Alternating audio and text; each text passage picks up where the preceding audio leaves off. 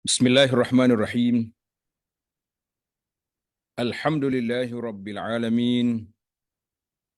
Wa bihi nasta'in Recording in progress. ala umurid dunya waddin.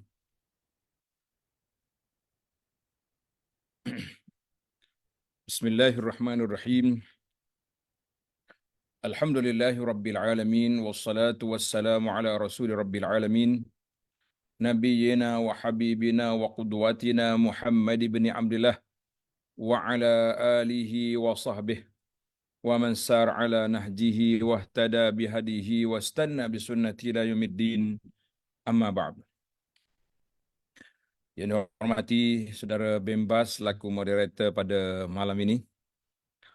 Hari ini Jumaat 15 Disember 2023 bersamaan dengan 2 Jumadal Akhirah 1445. Kalau tengok ke tarikh itu mana dekat dah kita nak menghampiri Ramadan pula dah. Dan semua pengurusan Global Ihsan, Muslimin dan Muslimat, para pencinta ilmu sekalian, Assalamualaikum warahmatullahi wabarakatuh. Alhamdulillah, syukur kita kepada Allah Azza wa Jalla kerana perbincangan kita pada kali ini dalam tafsir surah Ali Imran. Surah Ali Imran, ayat yang kita akan baca bermula ayat 179. Ayat 179 sehingga ayat 184 insya-Allah. Tajuknya, Allah kata ujian yang membezakan di antara mukmin dengan munafik. Allahu Akbar. Allahumma thabbitna 'alal haqq. Ya Allah, sabatkan kami di atas kebenaran, wa 'alal kitabi was sunnah. Dan buruknya akibat orang yang bakhil. Kemudian diikuti dengan ayat tuduhan jahat, perangai jahat buruk Yahudi yang menuduh, mengata kepada Allah Ta'ala macam-macam. Dan juga dia kata kepada orang Islam, dia kata kepada Nabi SAW dengan perkataan yang buruk. Qabbahahumullah. Allah Ta'ala lah laknat pokok Yahudi sampai ke hari kiamat. Baik, para pelajar, para pencinta ilmu sekalian, kita mula dengan seperti biasa. Kita akan baca ayat, kemudian kita akan pergi kepada huraiannya insya-Allah. Kita baca ayat dan kita pergi kepada makna kalimat dan huraiannya biiznillahi azza wa jalla. Mari kita mula dulu dengan ayat 11.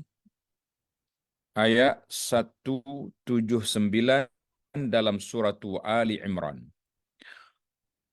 A'udzu billahi as-sami'il 'alim minasy syaithanir rajim.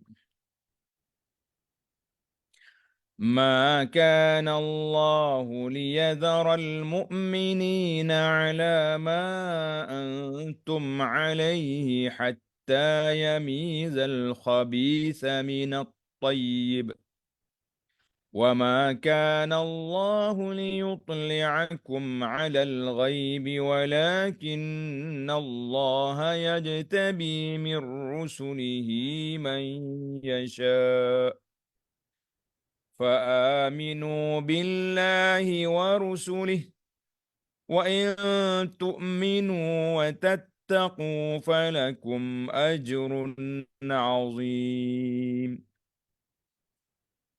Maksudnya, Allah sekali-kali tidak akan membiarkan orang-orang yang beriman dalam keadaan kamu sekarang ini.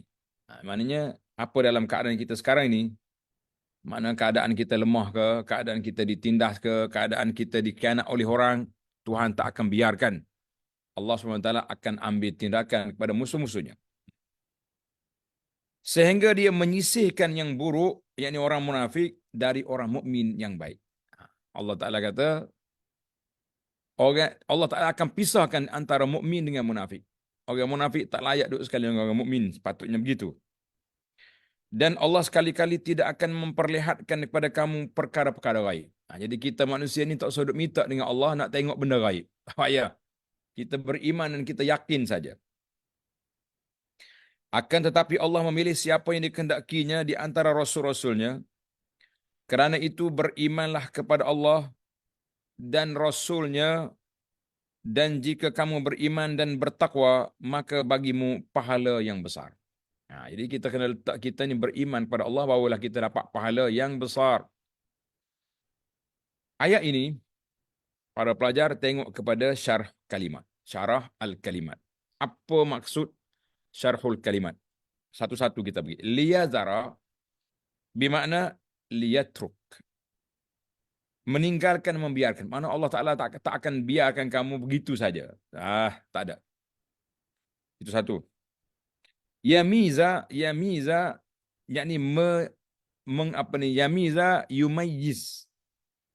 Yumayyiz membezakan. Menyisihkan yang buruk dari yang baik. Kita bezakan. Hak buruk, apa dia? Munafik. Yang baik, orang mukmin. Allah Ta'ala suruh kita kenal daripada sifat-sifat mereka. Al-khabis, apa makna khabis? Khabis mana buruk. Khabis, yakni orang yang jiwa gersang, jiwa yang tak baik, disebabkan oleh syirik dan maksiat. Na'udzubillah. Maksudnya gersang yang paling dahsyat, syirik pada Allah Ta'ala. Gersang yang kedua, ahli maksiat. Orang maksiat ni orang bermasalah. At-tayyib, apa makna at-tayyib? Yakni orang yang baik, yakni orang yang jiwanya bersih disebabkan keimanan dan amal saleh. Orang jiwa bersih disebabkan keimanan dan amal saleh, maka orang ni orang yang bahagia. Baiklah. Al-ghaib, hal-hal ghaib, yakni yang tidak nampak dan tidak terjangkau oleh indera, panca indera manusia. Itu makna benda ghaib. Kita nak mikir. Benda ghaib ni, pasal itulah dipanggil al-umurul ghaibiyah. Benda-benda yang kita tak tahu ni, kita serahkan ilmunya kepada Allah Azza wa Jalla, dan kita serahkan ilmunya kepada Nabi. Apa yang disampaikan oleh Allah, sampai oleh Nabi, kita tahu. Nak cari-cari benda yang Tuhan tak bagi tahu, sukar. Tak akan jumpa kita. Kalau jumpa apa pelik-pelik, itu yang jadi ajaran yang pelik itu, jangan duk main-main dengan ajaran pelik. Baiklah. Allahu Akbar. Yajtabi, memilih. Yajtabi dengan mana? Yakhtar wa yastafi. Memilih, orang panggil yakhtar, pilih. Yastafi pun makna buat pilihan yang terbaik. Indonesia kata menyelek. Menyeleksi. Baiklah. Itu ayat 179. Sekarang kita baca ayat 180. وَلَا يَحْسَبَنَّ الَّذِينَ يَبْخَلُونَ بِمَا آتَاهُمُ اللَّهُ مِنْ فَضْلِهِ هُوَ خَيْرًا لَهُمْ بَلْ هُوَ شَرٌّ لَهُمْ سَيُطَوَّقُونَ مَا بَخِلُوا بِهِ يَوْمَ الْقِيَامَةِ وَلِلَّهِ مِيرَاثُ السَّمَاوَاتِ وَالْأَرْضِ Wallahu bima ta'maluna khabir. Sekali-kali janganlah orang-orang yang bakhil dengan harta yang Allah berikan pada mereka dari kurniaannya menyangka. Dia sangka apa? Apa dia sangka? Bahawa kebakhilan itu baik bagi mereka. Oh, bakhil ni okeylah sebab harta kita tak habis. Harta kita tersimpan. Konon-kononnya lah. Sebenarnya kebakhilan itu adalah buruk bagi mereka. Sebenarnya bakhil itu buruk bagi mereka. Harta yang mereka bakhilkan itu akan dikalungkan kelak di lehernya pada hari kiamat. Dia bakhil, dia tak bayar zakat, maka kita tengok adalah hadis furanya nanti. Dan kepunyaan Allah lah segala warisan yang ada di langit dan di bumi, dan Allah mengetahui apa yang kamu kerjakan. Jangan mainlah. Tengok makna mufradatul kalimah. Apa dia makna? Yabkhalun, mereka yang bakhil, mereka yakni yang menolak untuk memberi, atau orang yang pelik, dia kata bakhil, yamnauna wa yadnununa, yamna'u, orang yang tak beri kepada sepatutnya dia beri kepada orang-orang yang baik, iaitulah orang yang menyekat hak orang lain. Tengok dia kata bakhil, orang yang bakhil itu Iaitulah orang yang menyekat hak orang yang wajib ke atas dia, seperti zakat, ataupun tetamu, ataupun orang kelaparan. Dia ada duit, tapi dia tak bagi makan para orang yang lapar. Jadi ini juga satu perkara yang buruk yang dicela oleh Allah Azza wa Jalla. Ataupun beri pakaian. Orang tak ada pakaian, dia tak bagi pakaian. Ha. Orang ada pakaian, dia tak bagi pakaian. Jadi orang ni nyaya dia. Kan? Orang bakhil ni, orang yang masalah besar dia.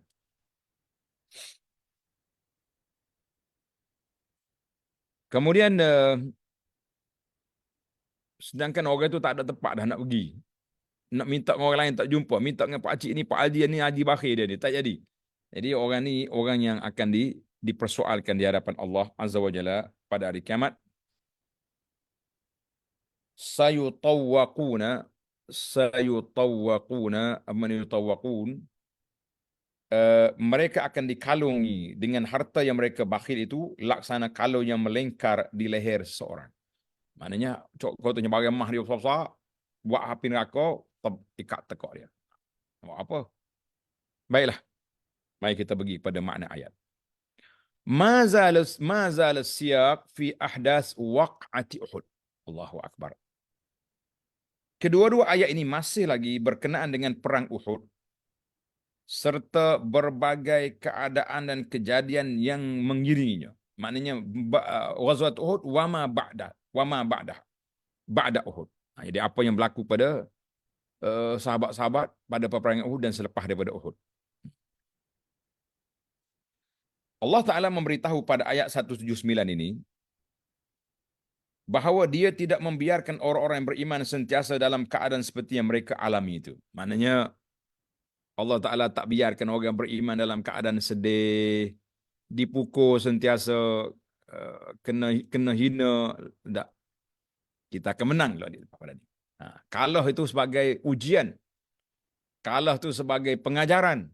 Jangan berani lagi langgar perintah Nabi SAW kalau tidak berat kamu. Di mana mereka bercampur antara orang mukmin dan mereka bercampur antara orang mukmin yang benar-benar keimanannya dengan orang munafik yang bohong dalam keimanannya. Lo ni campur, mukmin ada, munafik ada. Tetapi haruslah ada ujian dengan tugas-tugas yang berat. Apa dia tugas berat? Jihad. Tugas berat jihad ni, seperti jihad, berhijrah, solat, dan zakat. Itu dia panggil tugas berat. Sebagaimana adanya bentuk-bentuk ibadat yang lain, jadi ada tugas berat dan tugas yang tidak begitu berat. Tugas begitu berat macam zikir. Ibadat-ibadat yang lain tak apa sangat. Hal itu sengaja dilakukan untuk memilih. Allah Ta'ala nak pilih. Yakhtar wa yastafi. Antara orang mukmin dengan orang munafik. Ni sifat orang mukmin. Hal itu Allah Ta'ala nak pilih antara orang mukmin yang benar-benar beriman dan bersih jiwanya dengan orang yang berdusta dalam keimanannya, iaitulah orang munafik yang kotor jiwanya, wal'iyazubillah. Jadi Allah Ta'ala pun beritahu dalam ayat ini, maka Allahu liyadharal mu'minin, Allah Ta'ala tak biarkan orang mukmin hidup begini keadaannya sampai mereka orang panggil terumbang ambing, kena seksa sekali. Tapi ujian ini datang kenapa? Kenapa datangkan ujian? Bapa ujian ni mari? Kenapa? Iaitulah semata-mata Allah Ta'ala nak pilih orang betul-betul beriman, tak akan lari dari perjuangan. Orang yang goyah, mudah koyak, itulah sifat munafik. Wal'iyazubillah. Kita minta berlindung Allah Ta'ala daripada sifat-sifat yang berbahaya ini.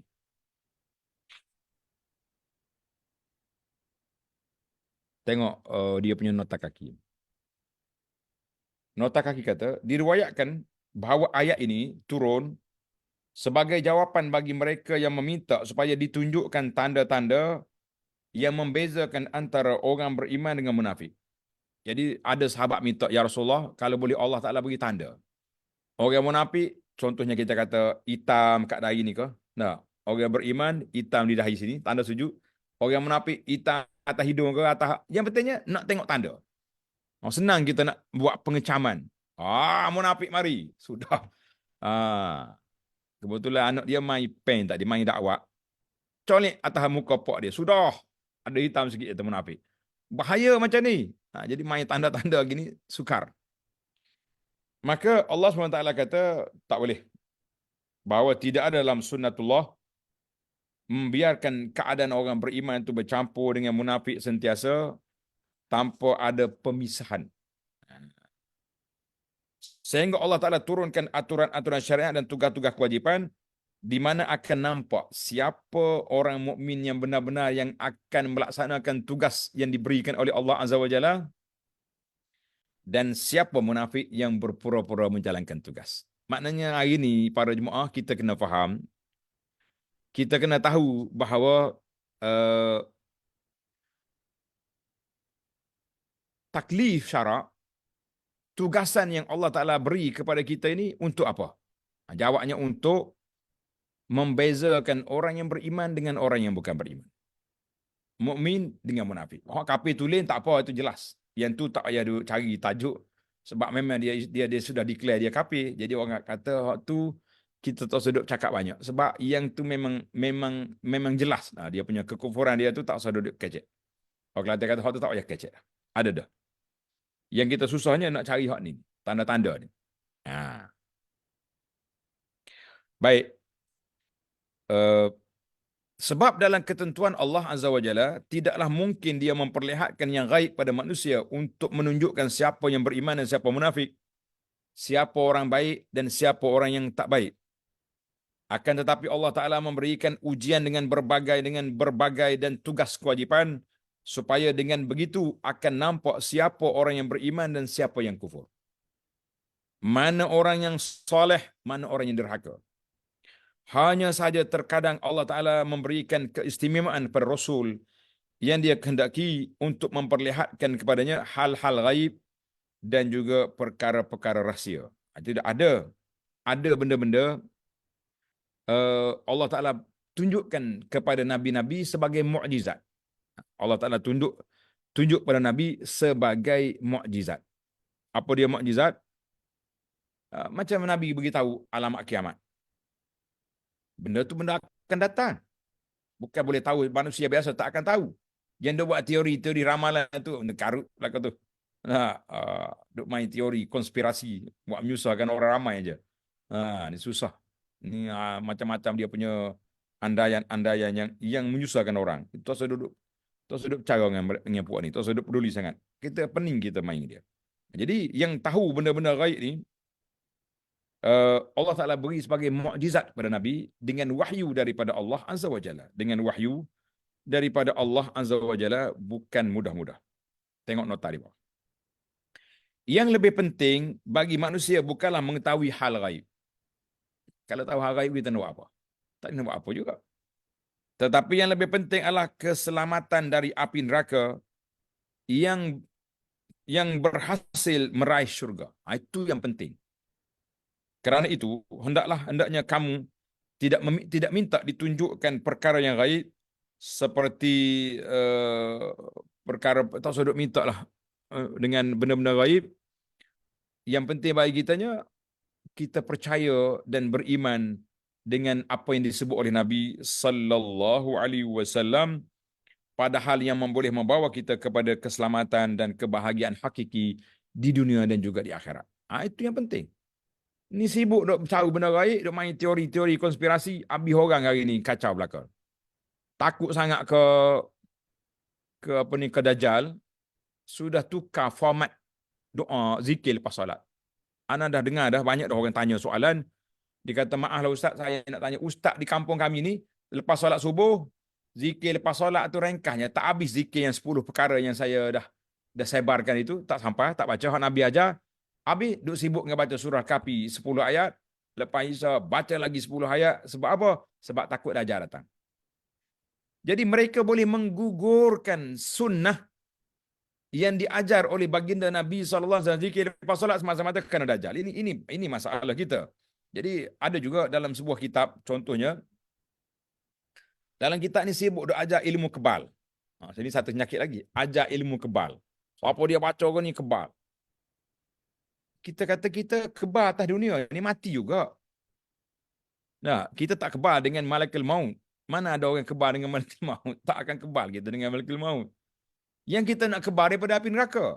Itu sepatutnya yang kita fikir. Jangan duk fikir benda-benda yang karut-marut ni, jangan. Baik. Maka atas dasar ini, tengok kita. Maka atas dasar ini, hendaklah kamu beriman kepada Allah dan Rasulnya sallallahu alaihi wasallam dengan keimanan yang sebenar-benar. Kerana jika kamu benar-benar beriman dan menjaga diri dari kemaksiatan, melakukan kemungkaran kepada Allah, maka kamu akan dapat pahala yang sangat besar berupa syurga yang penuh dengan kenikmatan dan kesenangan. Mau nak apa lagi? Jadi jangan duduk sibuk dengan benda-benda yang menyibukkan kita lah. Tak usah duduk sibuk lah. Sibuk kita ni dengan perkara yang boleh membawa kita ke syurga. Amin ya rabbal alamin. Baik. Sekarang ni kita berpindah kepada ayat 180.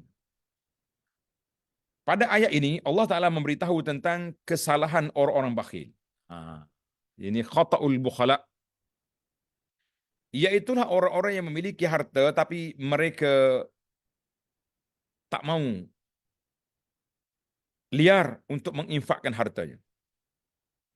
Maka Allah Ta'ala berfirman, janganlah sekali-kali orang-orang yang bakhil dengan kurniaan Allah kurniaan yang diberikan oleh Allah kepada mereka berupa harta melimpah yang dikurniakan oleh Allah kepadanya, bahawa kebakhilan itu baik untuk diri mereka. La. Bakhil itu dia jadi hamba kepada harta dia. Duk jaga harta, infak tak mau, sedekah tak mau. Jadi akhir sekali harta itu membelenggu hidup dia. Hari-hari duk fikir harta dia. Sebabnya ada dua perkara. Orang yang bakhil ini kenapa mereka susah? Dua perkara. Yang pertama, mereka terkena sifat tercela di dunia. Allahu Akbar. Ma'aratum. Sifat, iaitu sifat bakhil yang berakibat buruk pada jiwa manusia. Orang tengok, tak salah dia tu, tok bakhil tu, orang tak ada siapa peduli dengan dia. Kan? Ambil buah jambu dia luruh pun kena jerka, kena maki, kena sumpah. Apa benda dia ni? Akhir kali pokok-pokok dia terbiar gitu je, nak sedekah, bakhil. Apa nak buat? Masih. Tak ada pahala, tak ada apa. Rugi. Yang kedua, Allah Ta'ala akan mengazab mereka disebabkan sifat bakhil mereka itu. Dengan menjadikan harta mereka sebagai belenggu dari api neraka yang dikalungkan pada leher-leher mereka. Na'udzubillah. Atau dalam bentuk ular yang melilit tubuh mereka, dan ular itu berkata kepada pemilik mereka, ana malu. Jadi ini hadis yang sahih. Tuan-tuan tengok hadis ni rawah Bukhari daripada Abi Hurairah. Tengok nota di bawah tu. Man atahu Allahu malan falam yuaddi zakat. Siapa dia Allah Ta'ala beri harta, dia tak keluar zakat. Maka mustilah lahu, harta tadi, emas ke apa dia yang disimpan, akan dijadikan seekor ular syuja'un aqra'. Ular yang matanya celek, kepalanya botak. Kerana terlalu bisa racun dia sampai tak naik rambut. Itu dalam hadis. Maka pada hari kiamat esok dia akan belik tengkok kawan ni dan dia bercakap, ana maluk. Toke, saya ni hartamu. Kamu tak keluar zakat. Ana kanzuk. Akulah hartamu yang kamu simpan dulu. Kemudian dia baca ayat, wala yahsaban ladzina yabkhuluna bima atahumullah. Jangan menyangka orang-orang yang bakhil, yang menyangka bahawa harta yang Allah Ta'ala beri itu, atahumullah fadli huwa khairan lahum bal huwa syarrul lahum. Dia baca ayat ni, ayat yang kita baca sekarang ni. Allahu Akbar. Takut kita tuan-tuan. Itu dia panggil orang bakhil.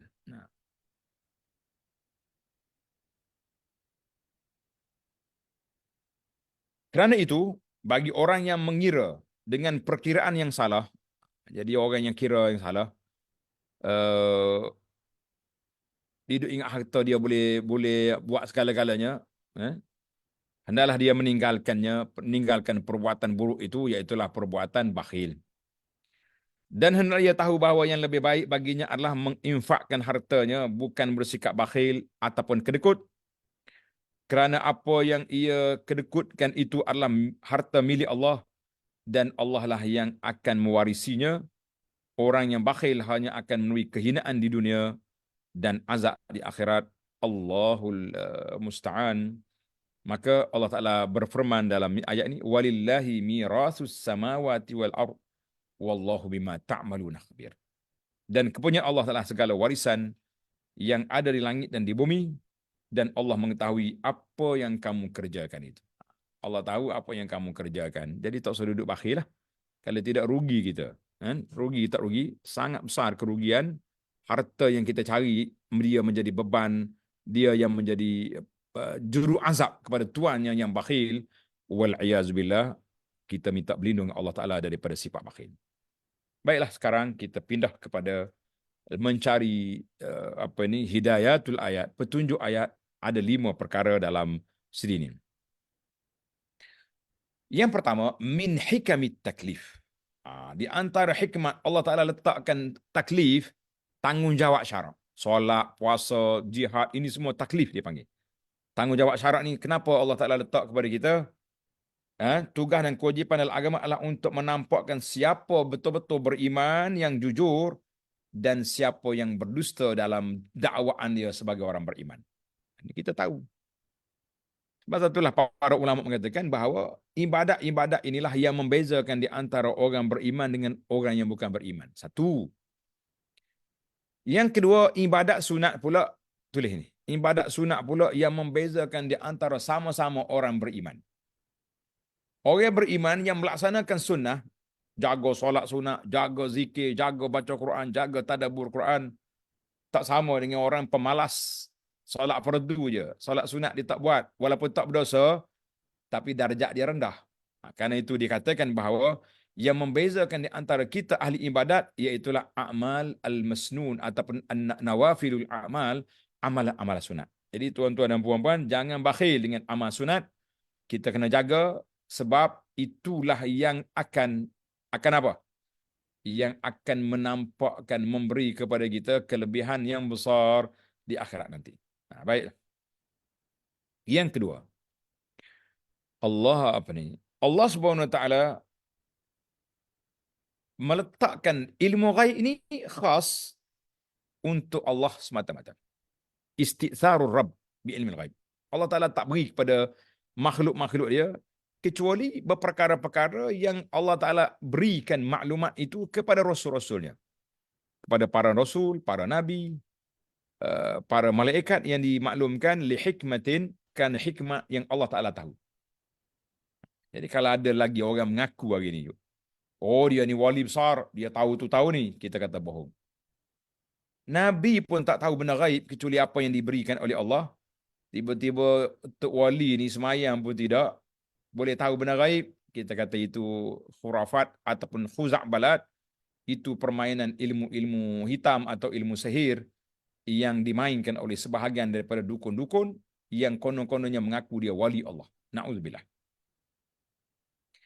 Yang ketiga, syurga dapat diraih dengan iman dan taqwa, dan kita masuk syurga dengan rahmat Allah Azza wa Jalla. Setelah orang itu beriman, orang itu bertakwa, dia layak untuk menerima rahmat Allah dan layak masuk ke syurga. Allahumma ja'alna min ahliha. Ya Allah, jadikan kami dari kalangan ahli syurga. Yang keempat, al-bukhul bil mal, sikap bakhil dengan harta itu adalah akibat buruk pada diri pemiliknya. Dan tidak lebih baik bagi diri seperti anggapan orang-orang bakhil. Orang bakhil dia anggap dia tu baik. Sebab apa dia baik? Sebab dia harta dia banyak. No, tidak sama sekali. Jadi yang kelima, man utiya malan. Siapa dia Allah Ta'ala beri kurniakan harta, tapi dia tak ada beri hak Allah Ta'ala, tak bayar zakat, maka dia akan diazab dengan hartanya itu pada hari kiamat. Sebagaimana dalil yang telah ditunjukkan oleh Allah Ta'ala dalam surah yang kita, surah walladzina yaknizuna az-zahaba wal fiddah.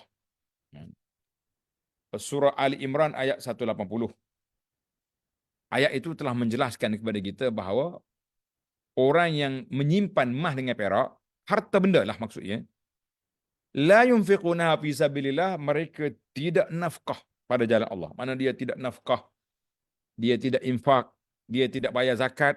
Ha. Fabashshirhum bi'adzabin alim sampai ke akhir ayat, itu dalil kepada bahayanya orang yang ada harta tapi tidak infak. Baik, para pelajar sekalian, tamatlah perbincangan ayat yang kita aja ini. Kita berpindah kepada ayat yang seterusnya, ayat 181 sehingga 184. Ini kata-kata buruk Yahudi terhadap Allah Azza wa Jalla dan juga kepada Nabi dan orang mukmin. Itu perangai buruk Yahudi. Kita akan ambil satu-satu ayat macam tadi juga. لقد سمع الله قول الذين قالوا إن الله فقير ونحن أغنياء سنكتب ما قالوا وقتلهم الأنبياء بغير حق ونقول ذوقوا عذاب الحريق. Sesungguhnya Allah telah mendengar perkataan orang-orang yang mengatakan, Yahudi kata, dia kata apa? Sesungguhnya Allah Ta'ala miskin, fakir. Kami ni orang kaya. Kami akan mencatat perkataan mereka itu dan perbuatan mereka membunuh nabi-nabi tanpa alasan yang benar. Dan kami akan mengatakan kepada mereka, rasakanlah olehmu azab yang membakar. Azab al-hariq. Apa dia syarhul kalimat? Azab al-hariq. Tengok, azab al-hariq makna azab yang membakar adalah azab api neraka yang akan membakar tubuh mereka. Na'udzubillah. Baca doa sentiasalah. Bila sebut bab neraka ni kita kena baca doa Allahumma ajarna minan nar. Allahumma ajarna minan nar. Allahumma inna na'udzubika minan nar. Sentiasa doa.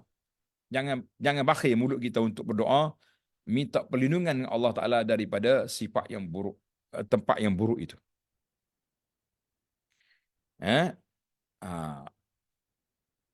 Baik. Ayat yang kedua dalam siri ini, zalika bima qaddamat aydikum wa anna Allah laysa bizallamin lil abid. Azab yang demikian itu adalah disebabkan perbuatan tanganmu sendiri dan bahawasanya Allah sekali-kali tidak menginaya hamba-hambanya. Jadi zalika bima qaddamat aydikum, azab itu disebabkan perbuatan jahat yang dilakukan oleh tangan-tangan sendiri. Apa dia? Tunggulah dalam huraian nanti insya-Allah. Ayat 183. Alladzina qalu inna Allah ahida ilaina alla nu'mina li rasulin hatta ya'tiyana biqurbanin ta'kunuhun nar. قل قد جاءكم رسل من قبلي بالبينات وبالذي قلتم فلم قتلتموهم إن كنتم صادقين. Yaitu orang-orang Yahudi yang mengatakan, sesungguhnya Allah Ta'ala telah memerintahkan kepada kami supaya kami jangan beriman pada seorang Rasul sebelum dia mendatangkan kepada kami korban yang dimakan api. Cerita dia sekejap lagi dalam tafsir. Katakanlah sesungguhnya telah datang kepada kamu beberapa orang Rasul sebelumku, membawa keterangan-keterangan yang nyata dan membawa apa yang kamu sebutkan itu sudah ada. Maka mengapa kamu membunuh mereka jika kamu orang-orang yang benar? Mu ni waktu cakap lain. Waktu Nabi mari bawa mukjizat kau bunuh dia. Ini masalah. Baik, ayat terakhir. Ayat 184. فَإِنْ كَذَّبُوكَ فَقَدْ كُذِّبَ رُسُلٌ مِّن قَبْلِكَ جَاءُوا بِالْبَيِّنَاتِ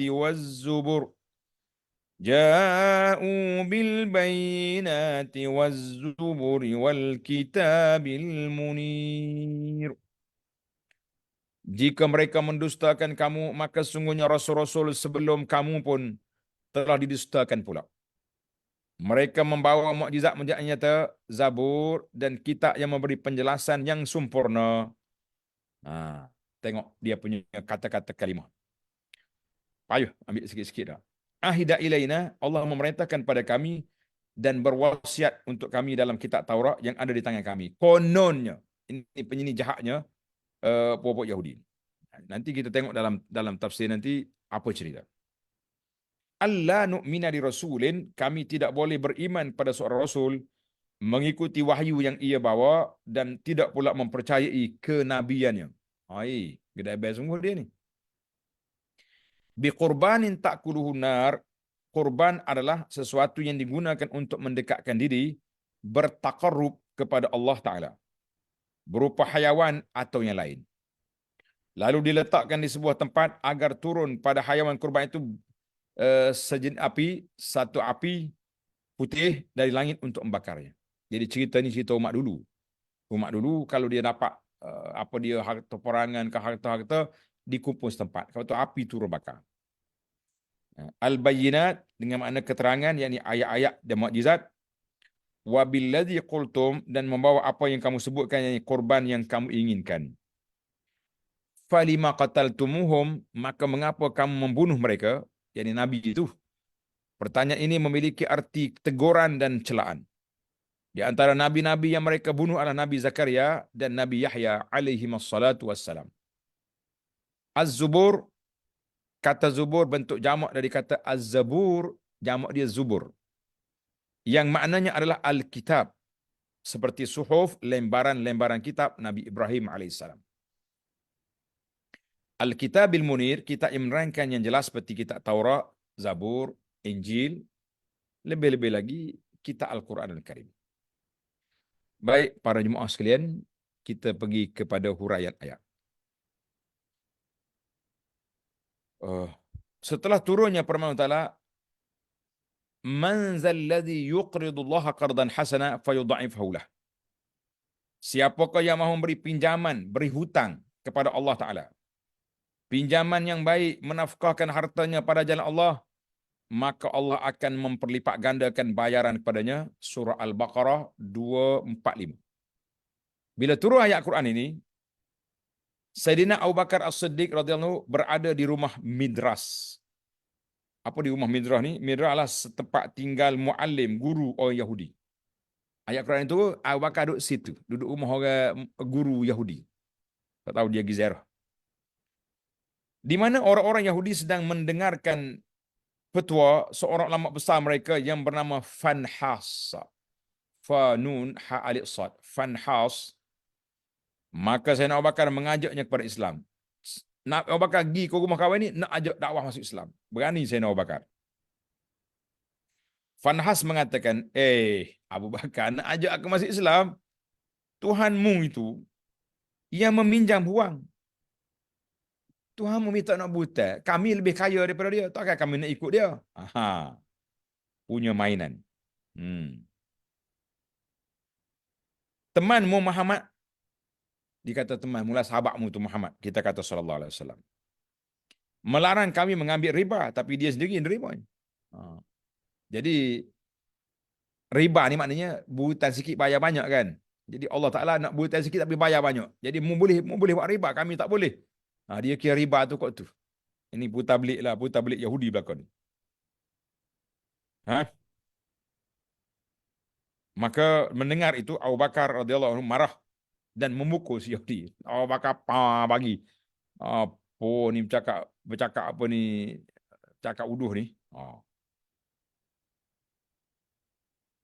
Maka Fanhas mendatangi Rasulullah, pergi jumpa Nabi SAW, bertanya, mengadukan tindakan Abu Bakar. Rasulullah, ni Abu Bakar ni pukul kami. Nabi tanya, kenapa Abu Bakar? Apa yang mendorong kamu melakukan tindakan itu? Abu Bakar menjawab, kerana Yahudi ini berkata, sungguhnya Allah Ta'ala pakai kami orang kaya. Yahudi cakap macam ni, hina Allah. Kenapa saya nak diam? Bukan macam zaman kita ni, orang hina Tuhan diam. Orang hina orang tertentu barulah bangkit. Jangan. Tetapi si Yahudi mengingkari perbuatannya. Dia kata, tak kata. Tak cakap pun. Yahudi ni dia putar belik. Di mana boleh dia boleh percaya mudah-mudah. Kita pun jangan duk percaya ke Yahudi ni. Nah, ha, mana boleh. Maka Allah Ta'ala turun ayat ini.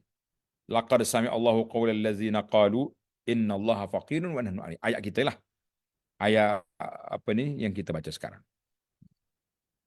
Allah Ta'ala dengar perkataan puak Yahudi yang mengatakan Allah Ta'ala fakir, dia kaya. Sampai ke akhir ayat.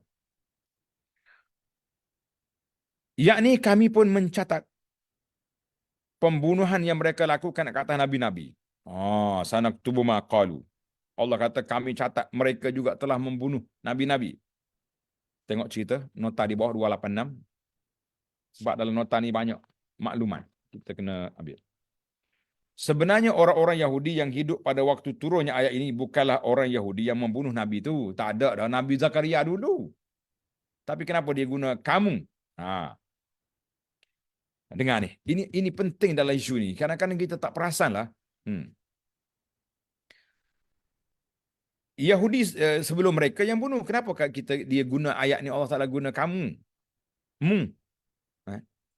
Akan tetapi sikap redha mereka terhadap perbuatan para pendeta orang dulu mereka sama hukumnya seperti para pempelakunya.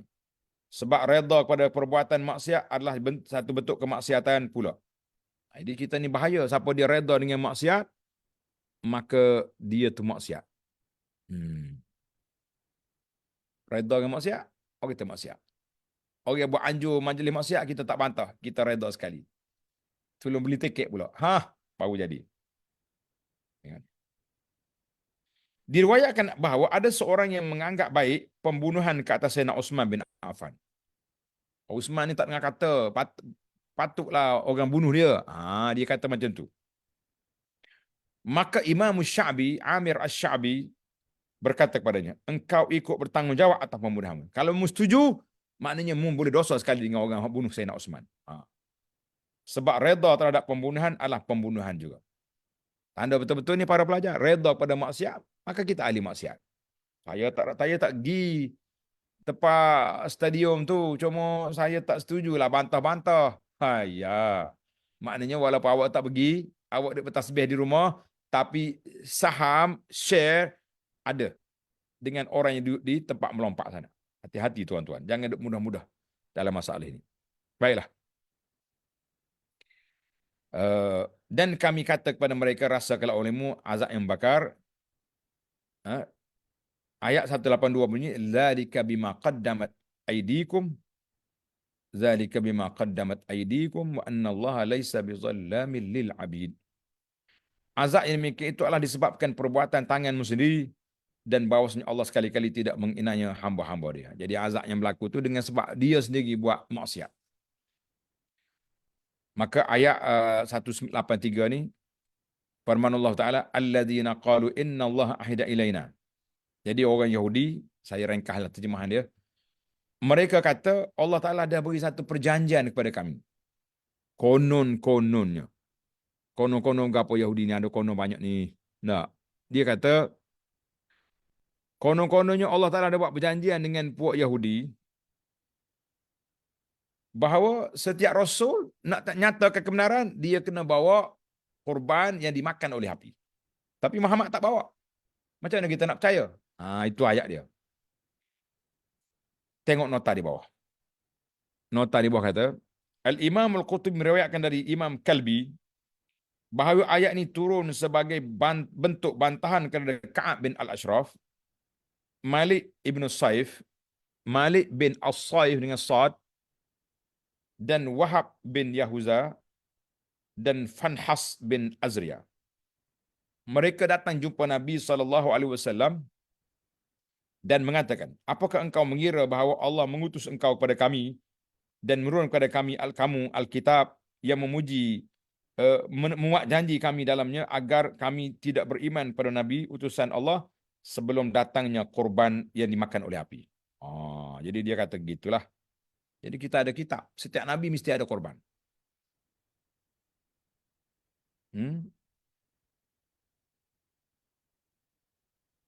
Jika engkau boleh memperlihatkan kepada kami Buat mari kambing ke sekol tak tengah padang api turun. Ha. Nescaya kami akan beriman padamu. Maka turunlah ayat Quran ini. Yahudi ni jahat tak habis-habis. Jak muda, jak dulu dari sampai sekarang. Tak habis lagi dia. Baiklah. Tengok huraian lagi. Ayat ini berupa pengakuan orang-orang Yahudi yang penuh dengan kebohongan dan kebatilan. Ayat ini tadammanat da'wa Yahudiyah kadzibah batilah la sihhata lahal battah. Tak benar sama sekali. Serta bantahan atas pengakuan mereka itu. Mereka mengatakan sebenarnya Allah Ta'ala telah memerintahkan dan berwasiat pada kami agar kami tidak beriman dan mengikut ajaran seorang Rasul pun sehingga dia mampu mendatangkan kepada kami satu korban yang boleh dimakan oleh api. Maksud mereka, Rasul tersebut menyerahkan sedekah berupa haiwan kurban atau lainnya, lalu diletakkan di hadapan mereka, lalu turun kepadanya api dari langit dan membakarnya. Dan itu merupakan tanda kenabiannya. Dan engkau, wahai Muhammad, kita kata, sallallahu alaihi wasallam, tidak boleh mendatangkan hal tersebut pada kami, kerana itu kami tidak mau beriman dan mengikuti agama kamu. Ini alasan bodoh yang dibuat oleh pihak Yahudi, semata-mata nak apa? Nak lari daripada beriman. Sedangkan bantahan terhadap pemikiran mereka itu adalah firman Allah Ta'ala yang ditujukan pada Rasulnya sallallahu alaihi wasallam dengan katanya, Allah kata apa? Qad ja'akum rusulun min qabli bil bayyinat. Telah datang kepada kamu rasul-rasul sebelumku dengan bawa bukti-bukti berupa mukjizat dan mereka mendatangkan apa yang kamu inginkan itu. Mari dah, kambing-kambing yang dimakan oleh api, iaitu satu korban yang boleh dimakan oleh api dari langit. Tapi kenapa kamu membunuh mereka? Jika memang kamu benar-benar jujur dalam pemikiran kamu itu. Jadi Allah Ta'ala tu ayat Quran ini suruh Nabi bantah pokok Yahudi yang duk keluk-kelik, duk main dengan isu tadi. Dalam sejarah, kaum Yahudi telah membunuh Nabi Zakaria dan Nabi Yahya dan mereka berusaha membunuh Nabi Isa alaihissalam tapi tak sempat. Allah Ta'ala selamatkan dia.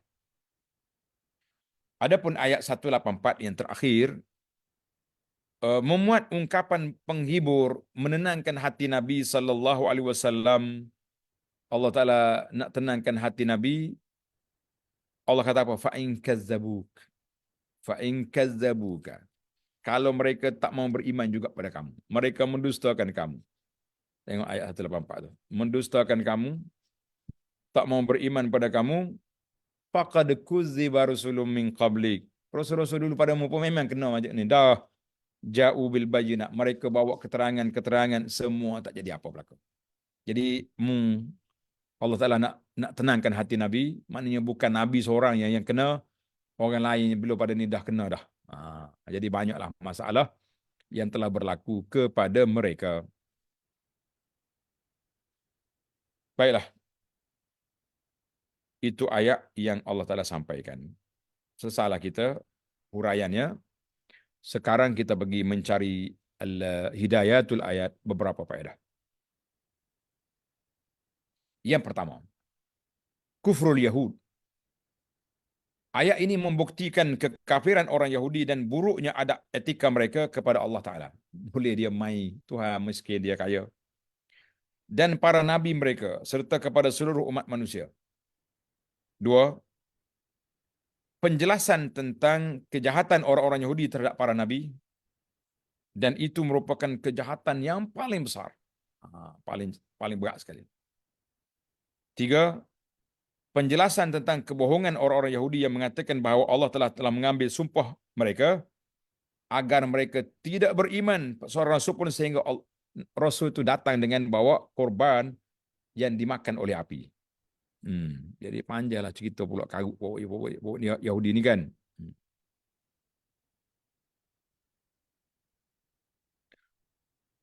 Tengok nota di bawah.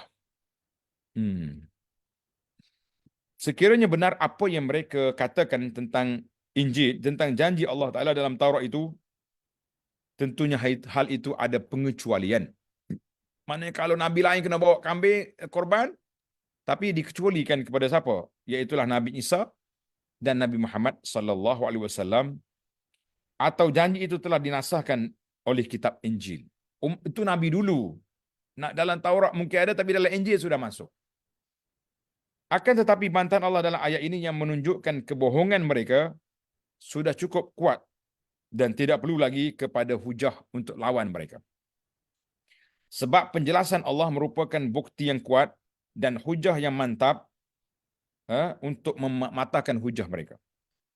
Apalagi ayat dalam Taurat itu sebenarnya berbunyi, dalam Tauratnya bunyi lagu mana? Hatta ya'tiyakumal masih wa Muhammad. Nah, fa iza atayakuma fa aminu bihima min ghairi qurban. Jadi nabi lain kena bawa korban, tapi Isa dengan Muhammad sallallahu alaihi wasallam kalau dia datang mu kena beriman dengan dia tanpa minta korban. Ada pun hal itu. Tapi apa boleh buat? Mereka dah kerah kepala, tak dengar kata, macam-macam putar belik yang dia buat. Na'udzubillah. Baik, yang terakhir, ta'ziyatul Rasul. Nak menghiburkan hati Nabi SAW serta memotivasikan agar tetap teguh dan bersabar dalam menghadapi berbagai kelicikan dan pembohongan Yahudi, laknatullahi alaihim. Jadi para pelajar sekalian, para jemaah, alhamdulillah tamatlah perbincangan kita dalam ayat yang kita baca di sini. Maknanya ayat ini menunjukkan kepada kita beberapa perkara. Yang pertama, Yahudi kacau, orang minta Allah Taala tunjukkan bukti. Tanda orang baik dengan orang tak baik, Tuhan kata tak boleh. Bukti dia tengok perbuatan dia. Dia beriman, dia beramal ke tidak? Dia suka kepada ibadat ke suka pada maksiat? Itu tanda orang mukmin nak beza dengan munafik. Kalau dia suka cakap bohong, itu munafik. Orang cakap benar, sifat mukmin. Satu. Kemudian Allah Taala larang daripada sifat bakhil, tak bayar zakat dan lain-lain sedekah yang telah diperintahkan oleh Allah Azza wa Jalla. Kemudian di ayat yang berikutnya kita bincang tentang pembohongan Yahudi, kata buruk mereka terhadap Allah dan juga putar belik mereka tak mau menerima dakwah yang dibawa oleh baginda Nabi sallallahu alaihi wasallam. Alhamdulillah, tamatlah perbincangan kita. Insya-Allah dalam siri akan datang kita akan masuk, setiap kita akan mati. Allah makhtim lana bi husnil khatimah. Ya Allah, matikan kami dengan husnul khatimah. Subhanakallahumma hamdika asyhadu an la ilaha illa anta astaghfiruka wa atubu ilaik. Wa sallallahu ala nabiyyina Muhammadin wa ala alihi wa sahbihi ajma'in. Walhamdulillahi rabbil alamin. Wassalamu alaikum warahmatullahi wabarakatuh.